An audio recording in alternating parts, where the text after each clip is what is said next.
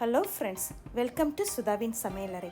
இன்றைக்கி என்னோடய சமையலறையில் நம்ம பார்க்க போகிற ரெசிபி என்ன அப்படின்னா, கோயிலில் சாப்பிட்ற புளியோதரை எவ்வளோ டேஸ்ட்டாக இருக்குமோ அதே மாதிரியான டேஸ்டியான புளியோதரையை நம்ம வீட்லேயும் செய்யலாம். இந்த புளியோதரை பண்ணுறதுக்கு ஒரு ஸ்பெஷலான பொடி நம்ம வீட்லேயே ஃப்ரெஷ்ஷாக ப்ரிப்பேர் பண்ண போகிறோம்.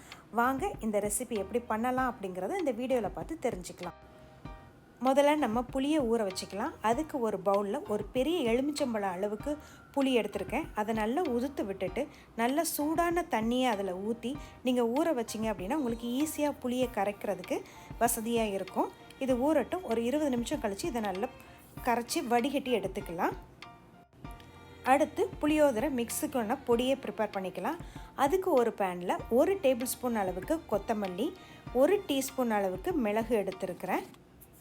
உங்களுக்கு காரம் உங்களுக்கு பிடிக்கும் அப்படின்னா 1 டேபிள் ஸ்பூன் மிளகு கூட எடுத்துக்கலாம். இதை நல்லா வறுத்துட்டு இது கூடயே 1/2 டீஸ்பூன் அளவுக்கு வெந்தயம் எடுத்துக்கோங்க. வெந்தயம் நிறைய சேர்த்துற வேண்டாம், கசப்பாயிரும். காரத்துக்கு தேவையான அளவு காஞ்ச மிளகாய் இது எல்லாத்தையும் சேர்த்துட்டு வாசனை வர்ற அளவுக்கு வறுத்துக்கோங்க. கருக விட்டுறாதீங்க. ஸ்டவ்வை சிம்மில் வச்சுக்கோங்க. இப்போ இதை நம்ம எடுத்து வச்சிடலாம். அதே பேனில் 1 டேபிள் ஸ்பூன் அளவுக்கு கடலைப்பருப்பும் 1 டேபிள் ஸ்பூன் அளவுக்கு உளுந்தும் எடுத்துக்கோங்க. எடுத்துகிட்டு இந்த பருப்போட கலர் உங்களுக்கு பொன்னிறமாக ஆகணும். அது வரைக்கும் என்னென்னா அடுப்பை சிம்மில் வச்சுட்டு ஃப்ரை பண்ணி எடுத்துக்கோங்க. இப்போ இதை நம்ம எடுத்து வச்சிடலாம். அடுத்து 1 டேபிள் ஸ்பூன் அளவுக்கு எள்ளு சேர்த்துக்கோங்க. ஏற்கனவே பேன் சூடாக இருக்கும், அதனால் சட்டுன்னு உங்களுக்கு எள்ளு பொரிய ஆரம்பிச்சிடும். இப்போ பாருங்கள், இதை தனியாக எடுத்து வச்சிடலாம். இப்போ நம்ம ஸ்டவ்வை ஆஃப் பண்ணிவிட்டு இதில் ஒரு கொத்து கருவேப்பிலையும் சேர்த்து நல்லா அந்த இலையில் இருக்கிற ஈரப்பதம் போகிறதுக்கு வதங்கட்டும். இந்த அளவு வதங்கினா போதும். இப்போ நம்ம இதை எடுத்து வச்சிடலாம். பாருங்கள், நம்ம வறுத்த பொருள் எல்லாத்தையும் நல்லா ஒரு தட்டில் வச்சு ஆற வச்சுட்டு அதுக்கப்புறம் மிக்ஸி ஜாரில் சேர்த்து நல்லா பவுடராக அரைச்சி எடுத்துக்கோங்க. பொடி அரைக்கும் போது அதில் 1/4 டீஸ்பூன் அளவுக்கு மஞ்சத்தூள் சேர்த்து அரைச்சிக்கோங்க. இப்போ பாருங்கள், நான் புளியும் என்னென்னா நல்லா கரைச்சி வடிகட்டி எடுத்துருக்கிறேன். இதுலேயும் என்னென்னா மஞ்சத்தூள் சேர்த்துக்கிறேன். புளிக்காய்ச்சல் பண்ணுறதுக்கு ஒரு பேனில் 4லேருந்து 5 டேபிள் ஸ்பூன் அளவுக்கு நல்லெண்ணெய் சேர்த்துக்கோங்க. எப்போவுமே புளிக்காய்ச்சல் நல்லெண்ணெயில் பண்ணுங்கள், ரொம்ப டேஸ்ட்டாக இருக்கும். எண்ணெய் காஞ்சதுக்கப்புறமா அதில் 1 டீஸ்பூன் அளவுக்கு கடுகு உளுந்தம் பருப்பு. இந்த மாதிரி வெரைட்டி ரைஸ் பண்ணும்போது நீங்கள் பருப்பு கொஞ்சம் கூடுதலாக சேர்த்துட்டிங்க அப்படின்னா சாப்பிடும்போது வாயில் கடிபடும்போது ரொம்ப டேஸ்ட்டாக இருக்கும். 1 டீஸ்பூன் அளவுக்கு உளுந்து, 1 டேபிள் ஸ்பூன் அளவுக்கு கடலைப்பருப்பு சேர்த்துக்கிறேன். இந்த பருப்பெல்லாம் பொரியட்டும். அது வரைக்கும் என்னென்னா லேசாக வறுத்துக்கோங்க. இந்த உளுந்து கடலைப்பருப்பில் நல்லா வறுபட்டதுக்கப்புறமா அதில் 2 டேபிள் ஸ்பூன் அளவுக்கு வேர்க்கடலை சேர்த்துக்கிறேன். நீங்கள் இந்த மாதிரி டைரெக்டாக ஆயிலையும் சேர்க்கலாம், இல்லைன்னா நீங்கள் சாதம் கிளறினதுக்கப்புறம் தனியாக அந்த வேர்க்கடலையை வறுத்தும் சேர்த்துக்கலாம். உங்களுக்கு விருப்பமான இதில் முந்திரி பருப்பு கூட சேர்த்துக்கலாம், ரொம்ப டேஸ்ட்டாக இருக்கும்.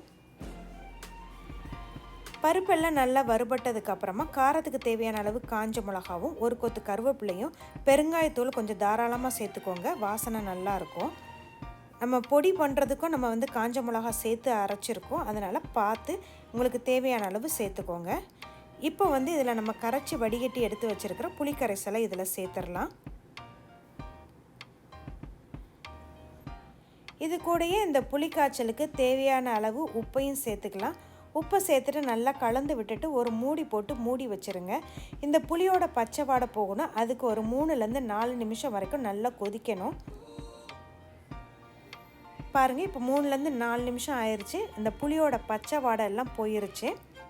இப்போ நம்ம அரைச்சி வச்சுருக்கிற அந்த ஃப்ரெஷ்ஷாக அரைச்சி வச்சுருக்கோம் இல்லையா, அந்த பொடி அதில் சேர்த்துக்கலாம். நான் இன்றைக்கி ஒரு 3லேருந்து 3.5 டேபிள் ஸ்பூன் அளவுக்கு அந்த பொடியை இதோட சேர்த்துக்கிட்டேன். ஸோ மிச்ச பொடி இருந்ததுன்னா ஒரு ஏர்டைட் பாக்ஸில் போட்டு நீங்கள் ஃப்ரிட்ஜில் ஸ்டோர் பண்ணிக்கோங்க. அடுத்து நீங்கள் எப்போ புளிக்காய்ச்சல் பண்ணுறீங்களோ அப்போ நீங்கள் அந்த பொடியை யூஸ் பண்ணிக்கலாம்.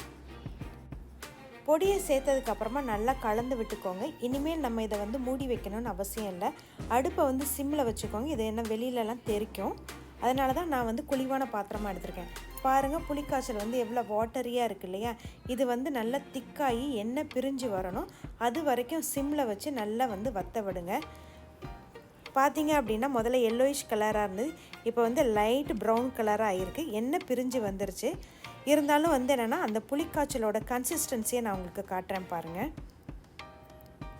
இப்போவும் கொஞ்சம் வாட்டரியாக இருக்குது. எனக்கு இன்னும் கொஞ்சம் திக்னஸாக வேணும். இப்போ பாருங்கள் எண்ணெய் நல்லா பிரிஞ்சு வந்துருச்சு. அந்த புளிக்காய்ச்சலோட கன்சிஸ்டன்சியும் பாருங்கள் நல்லா திக்காயிருச்சு. இந்த மாதிரி கன்சிஸ்டன்சியில் இருந்தது அப்படின்னா நம்ம சாதத்தோடு கிளறதுக்கு கரெக்டாக இருக்கும். இப்போ நம்ம ஸ்டவ்வை ஆஃப் பண்ணிடலாம். நான் இன்றைக்கி ஒரு 300 கிராம் ரைஸை வந்து உப்பு சேர்த்து இந்த மாதிரி உதிரி உதிரியாக வடித்து எடுத்துருக்கிறேன். நான் செஞ்ச இந்த புளிக்காய்ச்சல் வந்து இந்த 300 கிராம் ரைஸுக்கு கரெக்டாக இருந்தது. உங்களுக்கு சப்போஸ் மிச்சம் இருந்தது அப்படின்னா அந்த புளிக்காய்ச்சலை கூட ஒரு ஏர்டைட் பாக்ஸில் ஸ்டோர் பண்ணி ரீயூஸ் பண்ணிக்கலாம். டேஸ்டியான கோயில் ஸ்டைல் புளியோதரை ரெடி. இந்த புளியோதரை சாப்பிட்றதுக்கு சைட் டிஷ்ஷாக நம்ம வந்து 2-3 வத்தல் இருந்தாலே போதுமானது. நீங்கள் இந்த ரைஸை வந்து குழந்தைங்களுக்கு லஞ்ச் பாக்ஸாகவும் கொடுத்து அனுப்பலாம். ரொம்ப டேஸ்ட்டாக இருக்கும். இந்த ரெசிபியை கண்டிப்பாக உங்கள் வீட்லேயும் ட்ரை பண்ணுங்கள். ட்ரை பண்ணிவிட்டு எப்படி வந்தது அப்படிங்கிறத கமெண்ட்டில் சொல்லுங்கள். இந்த வீடியோ உங்களுக்கு பிடிச்சிருந்ததுன்னா லைக் பண்ணுங்கள், ஷேர் பண்ணுங்கள், கமெண்ட் பண்ணுங்கள்.